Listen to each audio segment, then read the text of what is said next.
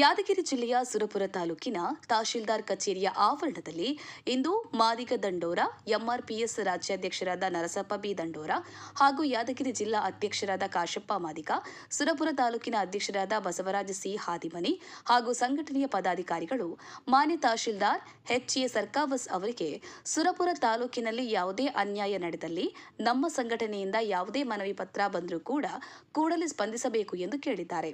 ಆದರೆ ಇವರ ಮಾತಿಗೆ ತಹಶೀಲ್ದಾರ್ ಸ್ಪಂದಿಸದೆ ದರ್ಪ ತೋರಿ ನಿರ್ಲಕ್ಷ್ಯ ವಹಿಸಿದ್ದಾರೆ.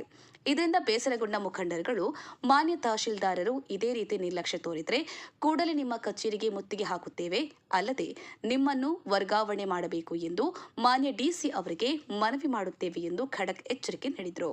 ಈ ಸಂದರ್ಭದಲ್ಲಿ ತಾಲೂಕು ಅಧ್ಯಕ್ಷರಾದ ಬಸವರಾಜ ಸಿ ಹಾದಿಮನಿ, ಭೀಮು ಮ್ಯಾಗೇರಿ, ಈಶ್ವರ್ ಸತ್ಯಂಪೇಟೆ, ಭೀಮು ದೇವತ್ಕಲ್ ಹಾಗೂ ಸಂಘಟನೆಯ ಪದಾಧಿಕಾರಿಗಳು, ಮುಖಂಡರುಗಳು, ಸದಸ್ಯರುಗಳು ಉಪಸ್ಥಿತರಿದ್ದರು.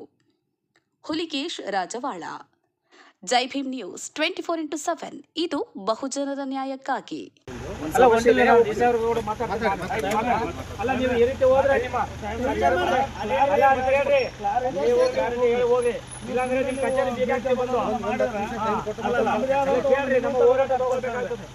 ಸಣ್ಣ ಸಂಘಟನೆ ಇಡೀ ಭಾರತ ದೇಶದ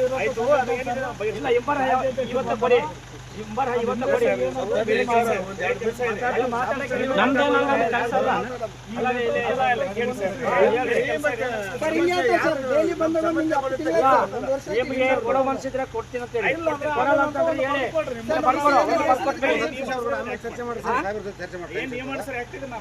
ಮುಂದೆ ನಾವು ಮಾಡ್ಕೊತೀವಿ ಸರ್. ಅವ್ರಿಗೆ ಕಮಿಷನರ್ ಸಾಹೇಬ್ರೆ, ನಾನು ರಾಜ್ಯಾಧ್ಯಕ್ಷ ಬಂದಿದ್ದೀನಿ,